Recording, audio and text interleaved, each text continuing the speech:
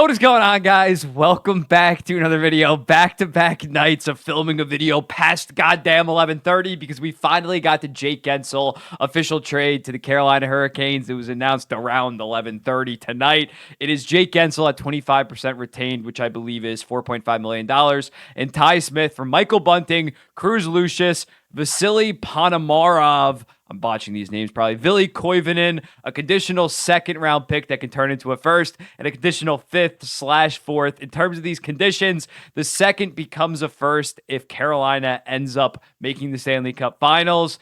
If not, it becomes a 2024 Philadelphia second. And I believe that fifth, they only get that fifth if Carolina ends up winning the goddamn Stanley Cup. So that's probably not happening, if we're going to be honest. So at first glance, I do think that this is pretty underwhelming. When you look under the hood, look at some of the potential prospects that we're going to get to.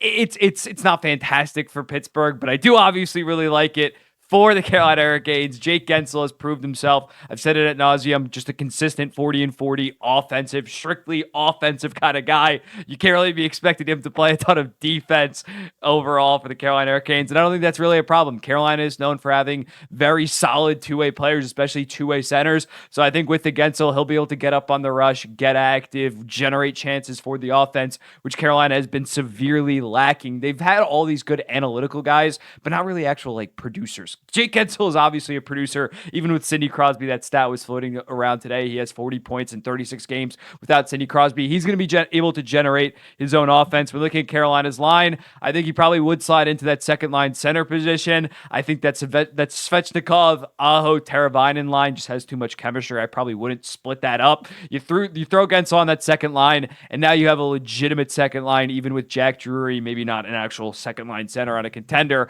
But if he's playing with Jake Guentzel, he's going to look a lot better. So now Carolina beefs up their top six without really giving up a ton of assets. In terms of what an extension will look like, I'm honestly not too sure how they're going to do it. They have roughly, I believe, $35 million in cap space this summer, but they do have important guys like Teravainen, like Natchez, like Drury, like Seth Jarvis, like a lot, just a shit ton of restricted free agents, as well as some guys on the defense being like Brady Shea. Brett Pesce's probably gone, if we're being honest.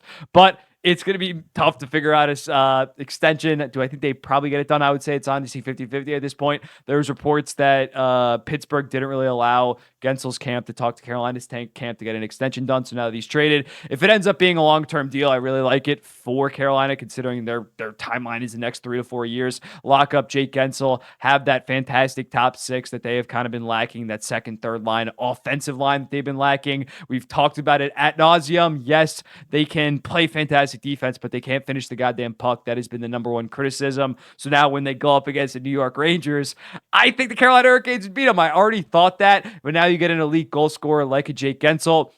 You look at the underlying numbers. Carolina right now, third in the entire NHL at 5-on-5 expected goals of 55%. The Rangers really can't generate shit at 48%. They're a one-line team for the most part. So I think Carolina can shut down the New York Rangers. This is supposed to be a New York Rangers second-round matchup preview. But I think they can shut down the Rangers' second line, and as a result, just be able to feast, especially with the Jake Guentzel now. So when looking at it, I really like it for Carolina. I would give them legitimately an A. Now going over to the Pittsburgh Penguins standpoint, again, it's a little bit disappointing. You expect to get at least a guaranteed first-round pick, but I do think there is some promise in these prospects when looking at Koivunen. I think I pronounced that right. He's point per game in Liga this year. He's 55 points in 57 games at only 20 years old. That is very, very impressive. That is the makings of a potential eventually second-line center. He's a very smart two-way guy. Overall, Cruz Lucius, back-to-back years of around point per game in the NCAAs. I think he's a little bit more risky of a prospect. He's either going to translate or not. He's a very skilled guy. I can't really see him being like a solid bottom six two-way guy. He's either going to be a good second line right wing for the most part, or just not really making it in the NHL. And then Ponomarev, I think that he can potentially be a solid bottom six piece in 29 points in 39 AHL games this season at 21 years old. More of a high motor guy. This is the prospect roundup, the prospect breakdown from David St. Louis, who is, I believe, Elite Prospects, like their top guy. I watch him all the time. Koivunen, high hockey sense, playmaker, supports plays well. Skating is a bit of a weakness. Upside, top 9 guy. Again, I think he can be a solid second liner. Ponomarev, hardworking, two-way forward, bottom sixer. Yeah, he's probably the least valuable out of the 3 prospects that they got,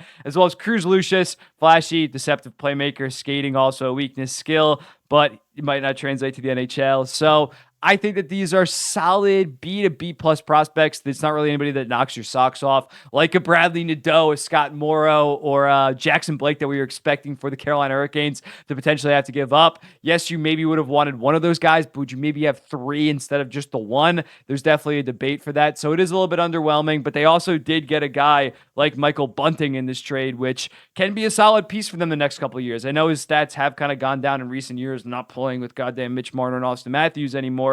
But when looking at Michael Bunting, I do think that he is a solid middle six piece for the Pittsburgh Penguins because they're going to try to stay somewhat competitive. They're probably going to get aggressive this summer in terms of continuing to contend or else just trade the entire goddamn core at this point. So it's not like the Carolina Hurricanes only got Jake Guentzel, didn't give up any roster piece. No, they ended up giving up an okay roster piece in Michael Bunting, and Pittsburgh still got an okay player, as well as a potential first-round pick and three prospects that could turn into something. Now, when looking at Pittsburgh, it's pretty interesting what they have going forward, considering they have a decent amount of free agents this summer as well. They did opens up some money now that they know how to deal with the Guentzel thing. I'm not too sure how they're going to improve the team drastically this season, considering most of their pieces are signed pretty long-term, so that's pretty interesting. And even more important, honestly, is Pittsburgh Penguins getting within the top 10 of the NHL draft this season because they do not have their draft pick this season. It's San Jose's if it's not top 10 it is top 10 protected, but if it falls outside of the top 10, sorry guys, it's 12:30 right now. I'm tired. But if it falls outside of the top 10, it goes to San Jose. If it's within the top 10, it is their pick. They get to select with it. So I think you could potentially see some kind of more tank. You can definitely see Riley Smith end up getting traded tomorrow, but I wouldn't be surprised if some of the players maybe hop on LTI or kind of bounce for the rest of the season. Because we're looking at the Pittsburgh Penguins, if they can potentially get a high draft pick, maybe even move up in the draft to get a more NHL ready guy, that could be big for them. I think they probably want to get that pick this year within the top 10 and then be more competitive next year, have it outside of the top 10. Hopefully they're not a bottom 10 team yet again next season. So overall, I would give the Carolina Hurricanes an A. I would give the Pittsburgh Penguins a B minus, maybe a C plus. The fact that it's not a guaranteed first round pick is kind of disgusting in my opinion. The fact that the Carolina Hurricanes have to make the Stanley Cup final, that's insane. There's probably like a 15, 20% chance, 20% chance if you're very optimistic, a 1 in 5 chance in the Eastern Conference. But the Carolina Hurricanes become an absolute wagon now at this point. Don Waddell has really not done dick at the last three deadlines. I forgot to mention this. Last year, he got Gothisbehere for a third-round pick. He got Puljujarvi. 2 years ago, Domi for like a mid-round pick. And then in 2021, he traded Hayden Fleury for Yanni Hakanpää. So yeah, this was a switch up from Don Waddell. He put his nuts on the table, and as a result, Carolina is looking like a real contender in the Eastern Conference. Already were, in my opinion. They were my Eastern Conference pick, but now they're safely my Eastern Conference pick. And now I think they do have the firepower to potentially go out and win the Stanley Cup. But let me know in the comments, what do you think about this? What do you think's going to happen tomorrow? I'm going to get some goddamn sleep. Please. Thankfully, the deadline's at 3 p.m., not midnight, so we're not going to have any like 11:30 deals again. That was ridiculous. Hannafin at 11:30 tonight. Guentzel at 11:30. GMs, what are you doing, man? You're putting us through hell. But I'll be seeing the next one. Yeah, I'll be seeing the next one.